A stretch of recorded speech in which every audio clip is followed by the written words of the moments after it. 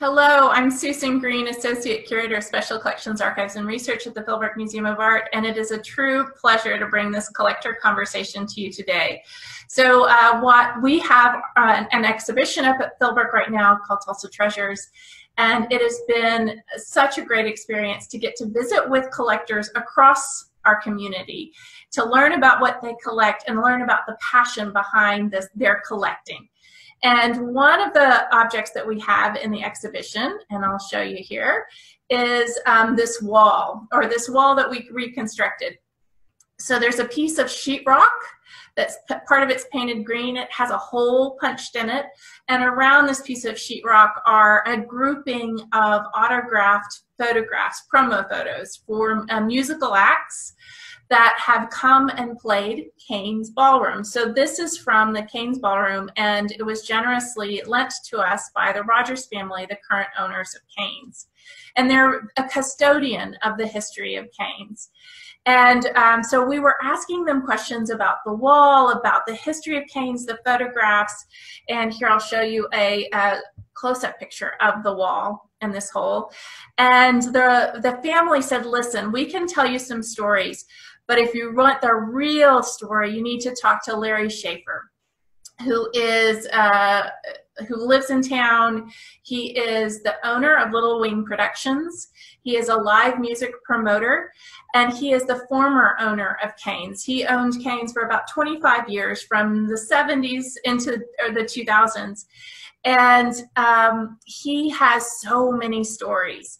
And we were including the story of the wall and the hole. So Sid Vicious and the Sex Pistols were touring through the South in 1978, January of 1978, and famously Sid Vicious punched his fist into the wall of Cain's.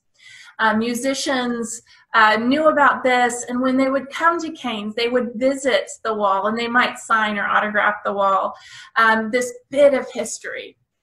So when we talked to Mr. Shaeffer, to Larry Shaeffer, he generously invited me to come out to his office in Sand Springs, and which itself houses a collection and a portion of the large archive of Cain's Ballroom, of Little Wing Productions, and some of which relates to Cain's Ballroom. So I felt like I was in another museum, another wonderful archive of objects.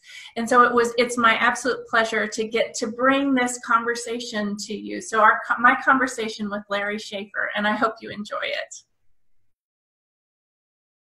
Here's the Cain story as it relates to me. In the 50s, I was born in 1948. In the 50s and the early 60s, out in West Tulsa County, where I grew up, I was surrounded by grandfathers and uncles and great uncles, and I very often would hear them talk about what happened at Cain's Ballroom 10 years ago or last night. And I just it was just a topic of discussion that kept coming up. You met some pretty girl there, or somebody punched you in the head. It was just that whole aura of kind of wild honky-tonk because of the Wills, you know, Bob and Johnny Lee Wills. So I knew quite a bit about that just from eavesdropping. There was a musician that inspired me in the 50s. He was a steel guitarist named Leon McCullough. And he had the beautiful ballroom called the Cimarron on Denver, just across from the city library. It's a bus station now. Oh, of course. Beautiful, ornate yes. Tile, Mediterranean. Oh, you talk about craftsmen. And a beautiful balcony and dance floor. Much more sophisticated than Cain's was. Much. So I happened to see him on the street coming out down an alley behind Cimarron Ballroom in probably 1957 or 8, and he was wearing a sparkly nudie suit, and the sun hit him and it blinded me, and I said, Mom, who is that guy? Well, that's Leon McCullough from Bob Wills and Texas Playboy. So that sparked my interest. My folks put together just enough money to buy me a guitar, and I started taking lessons from an instructor named Dick Gordon, who's who affected so many lives here and families because he taught most of the kids how to play guitar, bass guitar. So that was where I started on guitar. I was fairly good. Sometimes I wasn't. But as I get out of the Army, I'd only been home a few days or a week maybe, and I got a call from a musician named Gene Mooney and his Western Airs. Okay. I like the name, the Western Airs. And I just, I vaguely remembered his name, and what he'd called me about, and I don't know how he even found my parents' phone number, was his steel guitarist had quit or was being fired, and he'd heard that I could play. Well, I hadn't played the steel guitar probably in, 8 years. And I told him that. I said, I'm so rusty and I never was that good in the first place. He said, well, I want you to come over at 2 o'clock today, which was a Saturday. Bring your guitar and let's just have you try out. And I said, listen, I'll bring it, but I'm not good enough to play with you guys. I'm just not. Well, I'll come anyway. So I went over to Cain's Ballroom, where he was the house band for the current owner, which was an elderly lady named Marie Myers. She owned it. And she had hired Mooney to do the Thursday, Friday, Saturday night at Cain's.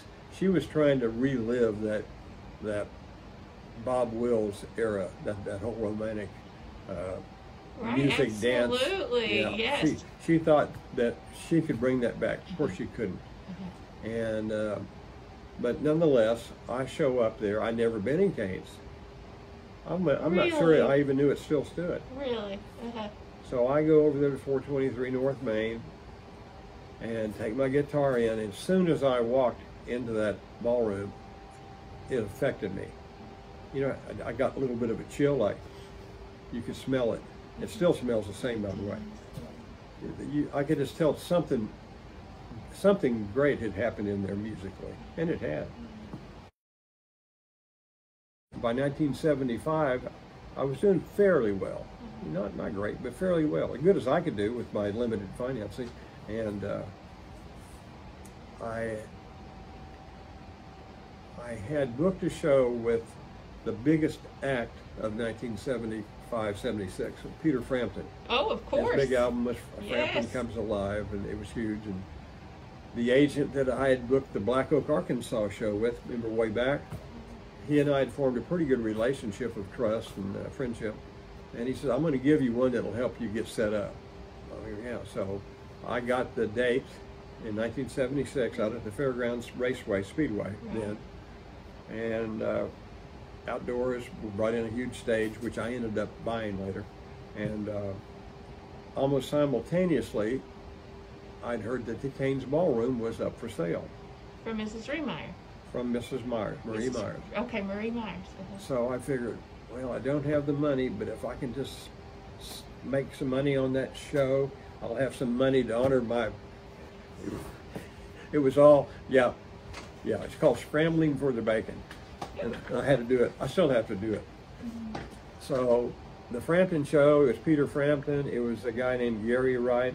Dreamweaver was his big song, and Santana, which is another big band. Oh my gosh, what a lineup. And I drew over 30,000 people, and all of a sudden I was pretty flush. So I was able to close the deal on Cain's Ballroom. So that put me in there in 1976. That's how I got there. Never knew I'd own it. Had no suspicion, no inkling. It has this aura. It's this legendary place, this aura. When you were the owner, some of the things I've read that you really took care of it. You didn't just gut it and remodel it. You saw the historic qualities and you kept that while bringing it up to date. So what was that decision like? How did you decide to keep that aura? Well, it's my nature not to change things, okay? I don't care if it's a little battered, a little stained. I like to keep that just as my nature before I ever got Cain's. And since I was affected by the ballroom when I walked in it, I kind of had this reverence for it. I didn't want to start putting up paneling, and that was just sacrilegious to me. And there was limitations on money. Of course. There was a lot of times the roof would leak, and I'd just have enough tar to patch it for a little bit until the next storm. And my father and mother helped me a lot. My mother came in there, rolled paint on the walls and threw sparkle in it, and my dad cut out the knotty pine paneling in the offices. Yes, that was done by my father on a saw and a router. So right there on site. He was a plumber, and when the toilets wouldn't flush or the sink wouldn't run, he would come in and fix it. So it was kind of it wasn't very exotic then, and as I think back about it, I wasn't sure I had such a good idea. I was there, you know. Here I am. I'm here. You were living it. And one thing I never thought anything. I never suspected there would be any history really made that people would talk about years later, which they do now a lot. So it's strange how those things you do all of a sudden become important 30 years later, 40 years later.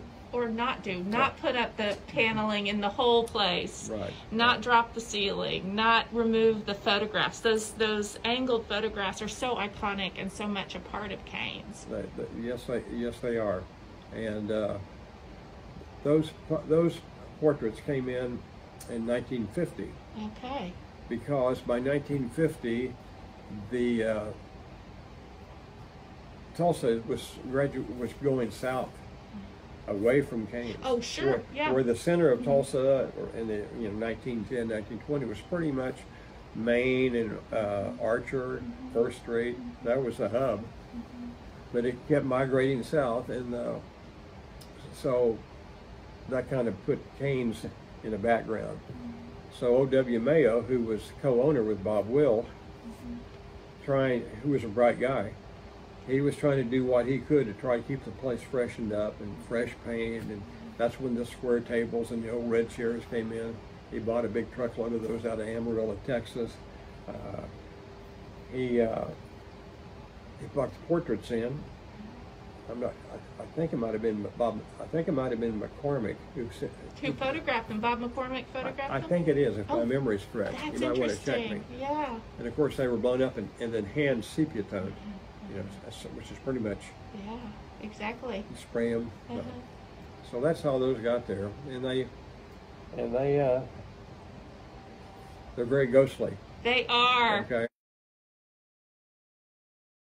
Speaking of ghostly, there have been stories that I've heard of spiritual encounters, one might say. Did you have any experiences like that at Cain's? I had one. And here's what it was. First of all, I spent many nights down there. If we did a show late and I had to be there early the next morning, I'd just get on the couch in my office. Sure. I mean, lots and lots of nights I would do that. But there was, on occasion, at about 3 a.m., I'd wake up and I would hear people moving equipment on the stage, talking, and some laughter, just cutting up. Well, I'd get up and I'd go out of the door into the ballroom. It's pitch black, there's no one there. Right. Now that happened a lot of times. Always 3 a.m. There was never an evil entity ever in that place. It must have been such a great show. If those spirits are still there, they must have been so energized from whatever gig they were playing that they still had fun, even moving their amps and moving the equipment. It was Bob and those old Texas Playboys. That's who it was. Yeah. I'm sure of it. That is so fantastic. But in terms of any darkness or evilness, there is none in that building. That building's totally positive. Just some yeehaws. Just yeehaw. That'll be the loudest ghost call you ever hear is yeehaw. Exactly. But yeah, that's the only ghost experience I had. I love it. If someone else had one, well, I don't know about that. But that was yours. I love it.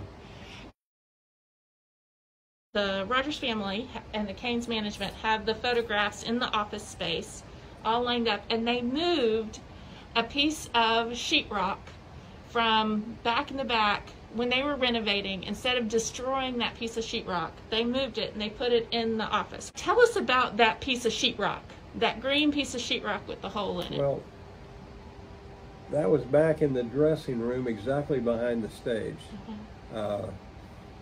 which was pretty antiquated. There was nothing modern about any part of Cain's. Right. You know, there was plaster with holes in it, there was carpets torn, and there was tiles missing, and that's just part of it.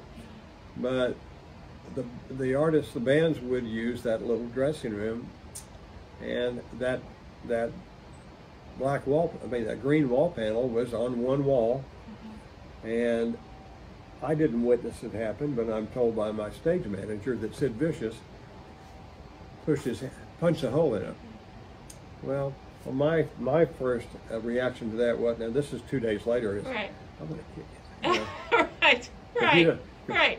You know, property damage. Yeah, well, that's special. That's a special wall. Right. You got to be revered. That wall's to be revered. So right. Yeah. So that's how that happened. But the Sex Pistols, they played 7 shows. Malcolm McLaren, they were based in London. Malcolm McLaren was pretty sure that he did not need to play New York City or LA or Chicago. He picked a southern route where there would be some chaos, okay? There would be some protesters. Bad publicity may be better than good publicity. Especially for the Sex Pistols. So they had trouble in Dallas the night before. They played a place called Longhorn Ballroom. On the marquee, I've got a photograph of the marquee down in Dallas. It says, "Tonight, Sex Pistols. Tomorrow night, Merle Haggard." So anyway, they flee Dallas. There was a contingency of national, I say, maybe a year. There were camera people and writers that went to all those days. So by the time they got to Tulsa, there was a dozen national photographers, Annie Leibovitz, and several more that are huge photographers.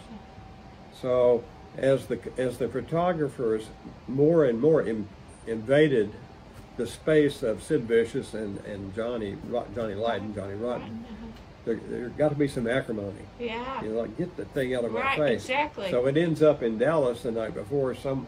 Someone bumps the camera, someone kicks the camera, threats were made, and the band elected not to stay in Dallas because of it. They figured they'd be trouble. They were threatened physically. You know, we're going to. So they came up here. When I came into the ballroom at about 8 or 9 o'clock the morning of the show, there was a bus already there. So really? They had just driven up? They just driven up because they were afraid to stay in there. And they just slept on the bus? They just slept, well, or whatever they mean. So when I opened the office door, off the sidewalk there, they piled in behind me, and that's unusual. Usually when I would do a show, the crew will show up with equipment at 2 o'clock in the afternoon. The band will show up for a sound check at about 6. The show starts at 8:30. But I had them on me all day. But here's what I noticed about them. There was nothing threatening about them. They were just young kids. I didn't feel threatened at all. In fact, they were comical in a lot of ways. And I could tell on occasion that they were trying to act the role. Yeah. Okay, they were just young kids. Was Sid Vicious like 21 when he died the next year? So he was 20. He was 19 or 20. Yeah, just a kid. A kid. Yeah, that's all they were. They weren't some big evil entity. No, they were just kids. They were punks. Yeah, exactly. Literally. Yeah. They were punks. And when that show was over, it changed everything. There was no punk rock scene in Oklahoma that I know of. There certainly was not one in Tulsa, and that influenced and affected so many musicians that all of a sudden we went that direction. Interesting. So that was born the night of the Sex Pistols show, as far as I'm concerned. That is interesting. I hadn't thought about that. I mean, and there is this kind of. And now we're learning more and more about it with interest in Leon Russell and the Tulsa Sound and J.J. Cale. But there is this like late 70s, early 80s, but you're right, there is this punk thread that comes through as well. In the month after, 1 month after I played Sex Pistols, I had the Ramones. Did you? Yeah, there was American version. I mean, right, so right. Since that really had a lot of, that was a powerful force. I bet. So, what I brought into Cain's that hadn't been done was I was a rock and roller. I like Jimi Hendrix. You've already heard that. Yeah, yeah. So my interests were to bring rock acts in there, if I could get them. Right. And people don't realize in the mid-'70s when I got in there, the agents didn't know much about Tulsa. They certainly hadn't had any awareness of Cain's Ballroom. So it was kind of a hard sell. But I just kept coming and coming, you know, and once the artists discovered Cain's, and I did pretty good getting the crowd in. And a lot of the acts I did there, I call them showcase acts. I'm talking acts like, I call them baby bands. U2, I think I paid them $500 to play Cain's. The Sex Pistols, the Ramones, the Pretenders, on and on and on. As it turned out, a lot of the acts I picked turned out to be superstars. And somehow because maybe of the aura of Cain's, many of them have this memory and this love of Cain's. And we hear artists that when they come through, they don't want to play BOK. They want to play Cain's. It's this really special spot. What makes it so special? The same thing that affected me when I walked in there, I think affects them in some ways. Not all of them, but the serious musicians, they get zapped. You know, that history is in the DNA of the walls. I mean, it's like a functioning organism. Cain's Ballroom is, and it's hard if you're a musician. It's hard to walk in there and not be affected by it. And when the Police come out with their big hit Roxanne, I just booked it at the right time, and by the time I got them for the show at Cain's, Roxanne was #1 in the world. Oh, incredible! And it sold out. And Sting and Stuart Copeland, those guys loved the Ballroom. And even after that show was long gone, over the years, Sting would order Cain's Ballroom shirts, and I'd ship them to London. So when they were when they'd graduated up to play the arenas, right? Okay, they'd go. I think I paid them maybe $3,000, maybe $1,500. I can't remember those numbers. Right. But that's back when I was selling tickets for $3, right. $5, right? Occasionally a $10 ticket. When they were I won't call it superstardom, but they'd hit stardom level. They wanted $50,000. The agent wanted $50,000 to play Lloyd Noble Arena, to play Kansas Coliseum, Wichita, to play Tulsa Assembly Center, and those were going to be my dates. I'd formed a relationship which quite often happened, where the artists liked the building, Cain's. They kind of liked, well, maybe Larry knows how to get people in here, get our crowd in here. So when it was time to play those arenas, I offered them that money to play those big arenas, including Tulsa for $50,000. Sting and the guys in the band elected not to play there. They wanted to play Cain's Ballroom again, and I played them $3,000 instead of $50,000. Oh my gosh! Okay. Oh, and what a show that must have been! Yeah, it wasn't about money. Yeah, it wasn't about money. And what a show! What a show that must have been to have them on the stage. And there is something about being able to be so close. You're right there. There's the floor. There's the crowd around you. Everybody's just having a really good time. Well, you're part of the show. Yeah, yeah. It's not the band and the audience. Right. It's all kind of blended together. It's real personal. It is. And those photographs almost make arms, that are coming around and hugging you. Yeah, I love that. A lot of magic things. Do you have a favorite concert that happened at Cain's? I know that's kind of a hard question to answer. I had a lot of favorites because being a musician, even though I wasn't a great one, I kind of thought with a different side of my brain that I'm a terrible businessman. I'm awful, still am. It's a wonder I'm even still in business. I've been one step ahead of the wolf for almost 50 years. Right, and you still have so this office, which is filled with memorabilia, is in Sand Springs, and it is an archive unto itself. And Little Wing Productions is going strong. It's a pretty big archive. I don't know if it'll ever make it to Philbrook, but it'll make it to here. Yes, it is its own museum right here. Its own museum. But back to your question. Yeah. I handpicked quite a few shows that were important, and I had some influence here locally from radio. Sure. Some guy at the radio station that was doing programming. From my friend Honest John at Honest John's Records. He was like the first one to know he was a real audiophile.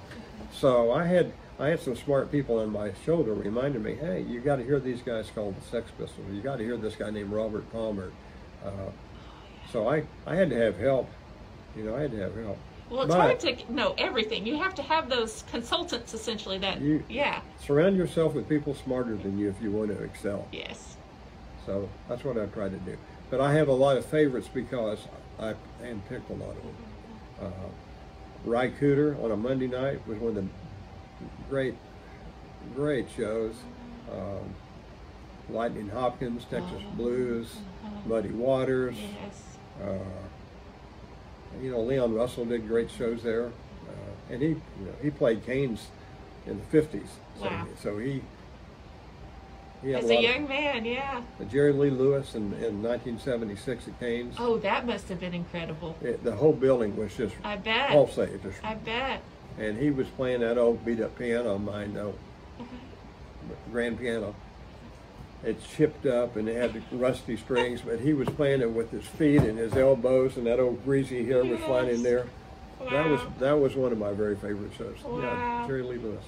Bob Weir from Grateful Dead.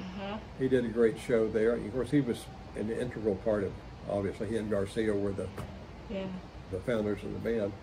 I played him there, nice guy. A year later, during the day, I'm doing the office, the door opens. Hey, it's me, Bob. He was traveling through Tulsa, and he had to stop and come up and hang with us because he liked the Ballroom so much. I haven't told that story yet. That is amazing, and I think that Cain still has that welcoming feel. It is a place that I know it still gives great shows, and it has this amazing feel. And we're lucky that you were the custodian of that you didn't change it up and 1970 it. You let it be what it needed to be, so it could continue to be this legendary place. Well, I suppose that's the way it played out, right? That's right. What I did at Cain, there was so much history at Cain's before I ever got there. Sure, okay? sure. I didn't invent Cain's Ballroom. Sure. But I think that what we did at Cain's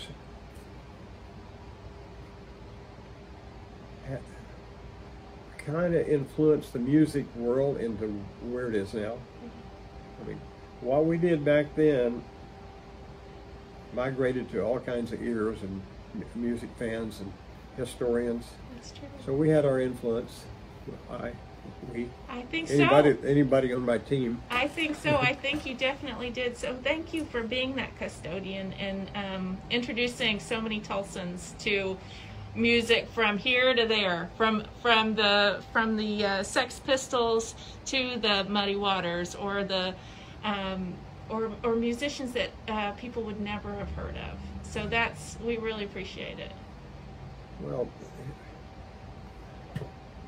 any of us that grew up in the mid-60s that were 16 or 17 years old, that was just pure sheer luck. That was some kind of a cosmic accident. And it affected us so much that it affected me enough that I ended up owning Cain's, and I ended up doing the shows that are on these walls.